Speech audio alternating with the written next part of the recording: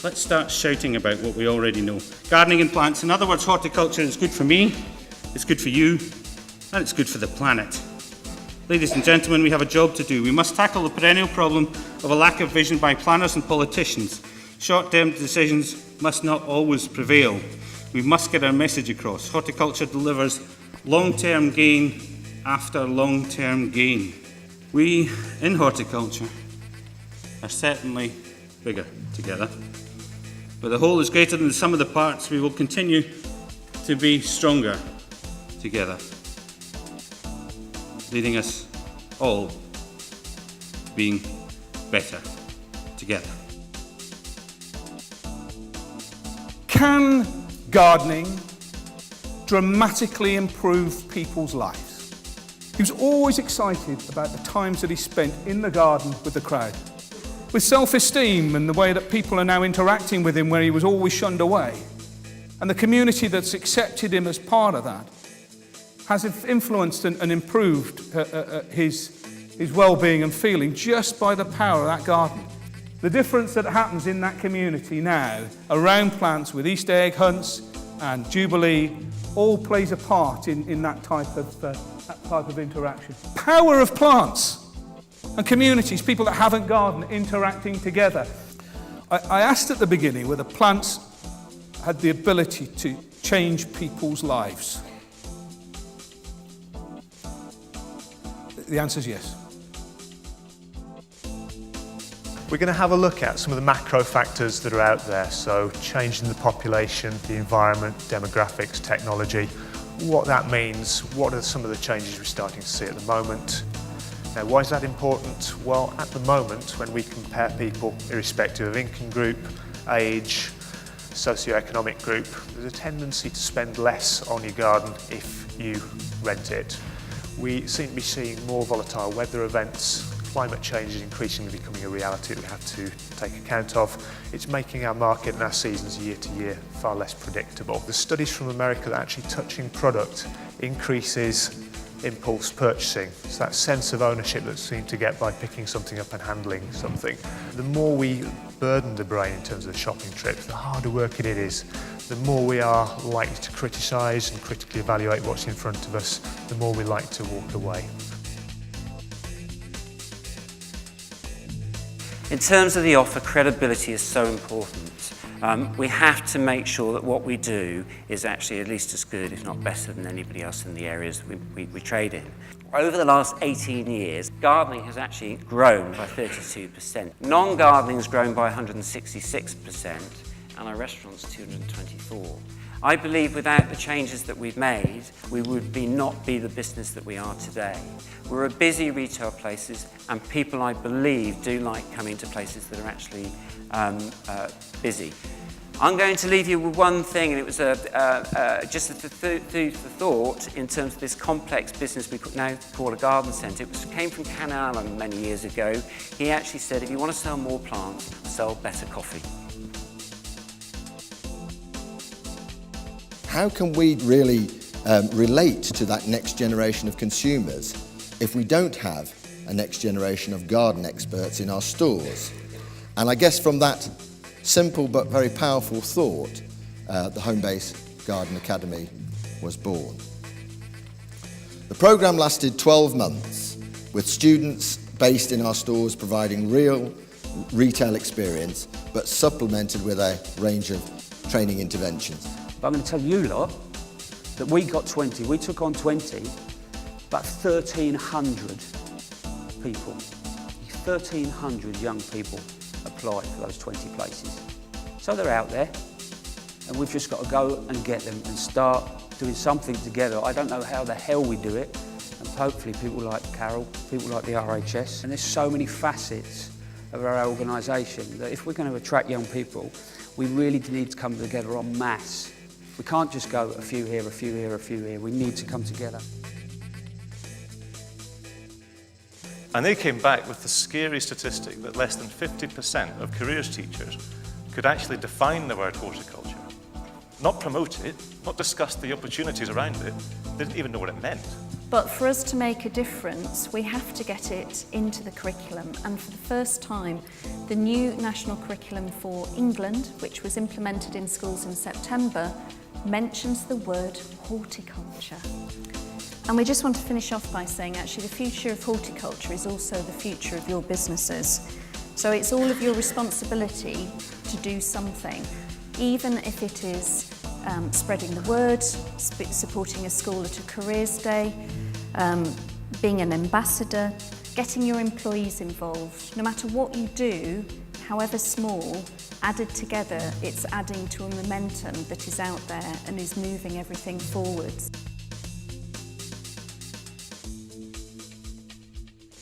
Clearly, as leaders in any industry, maintaining morale and happiness is getting increasingly tough. So tell people stories. Tell your people stories about the way you want things to be. Drop the PowerPoint slides, drop the analytics, drop the logic. And I've seen countless leaders do this brilliantly, is to show humanity, to show humility, to let their guard down, to say, I don't know, to say I got it wrong. These are the things that actually improves morale because it improves trust. My leader knows my name, says hello to me in the morning, she asks me how my weekend was, and I feel I can go and talk to her about anything. It's not rocket science. That's how you keep your people happy.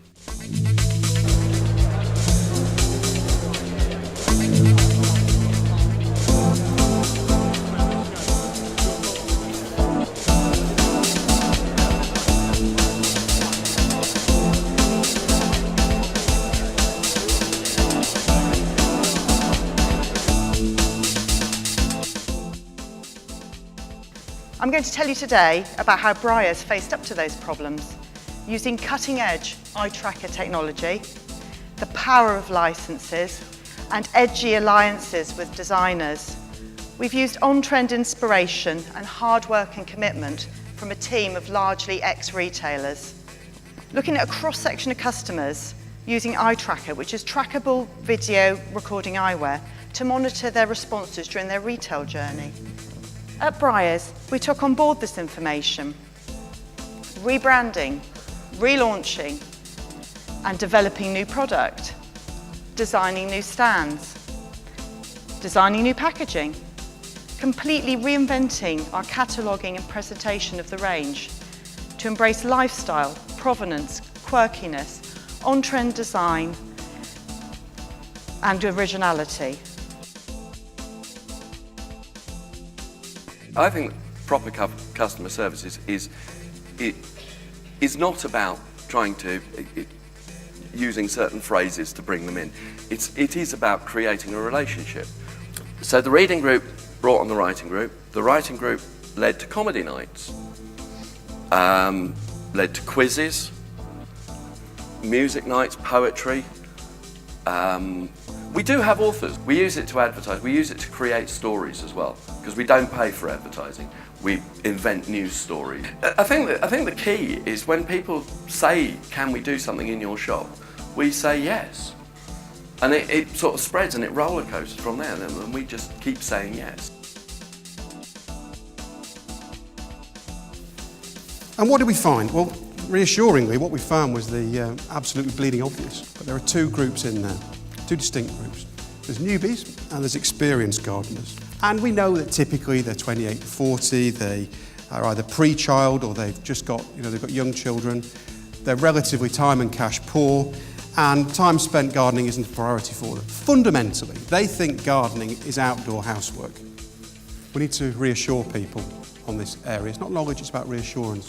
We need to provide accessible solutions, we need to help with the hassle. The number one priority with growing media is to make it a physically easier place to shop. So our big challenge really is to attract more people into our market. That's what this campaign is all aimed to do. And we're going to be taking this on the roadshow.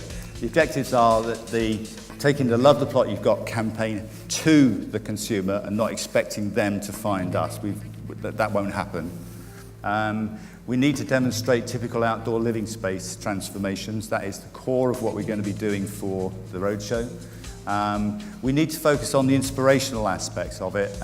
We need to make it achievable too, so not making it too difficult, affordable and realistic. No point in putting a Chelsea gold medal winning garden there that's going to cost 50,000 quid or more. So we need to be realistic in our expectations.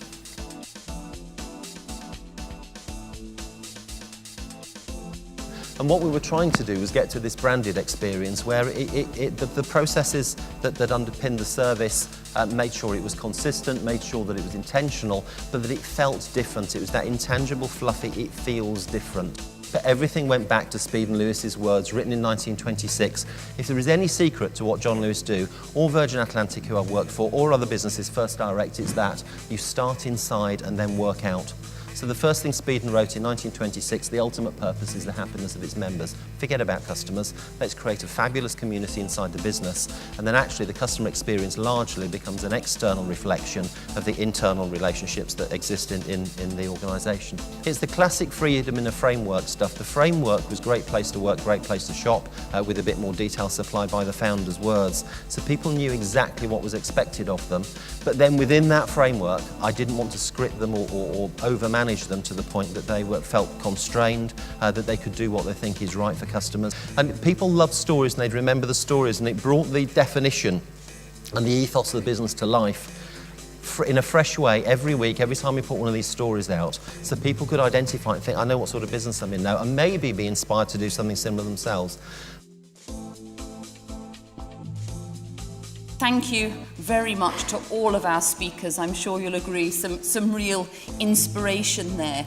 And I think some of the things that have been said, I mean, look at the service, think about what Tim from the bookshop said, do something that others can't do.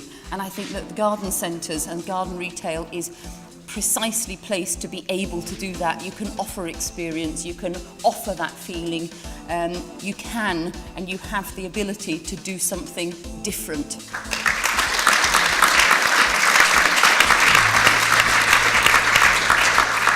We've had a really inspirational day, great speakers talking about the changing trends in our market, how our consumers are changing, the products are changing, and our staff requirements are changing. What really I'm most concerned about is, after all this inspiration, that how we can together make things happen and change. It's been a great conference yet again. The Garden Futures Day has pulled off yet another success. So very good day, very stimulating day. Really enjoyed the variety of speakers, some good speakers from outside the industry and some fantastic speakers from within our own industry, and I think it's a showcase for the talent that is in the industry, and we should be proud of that.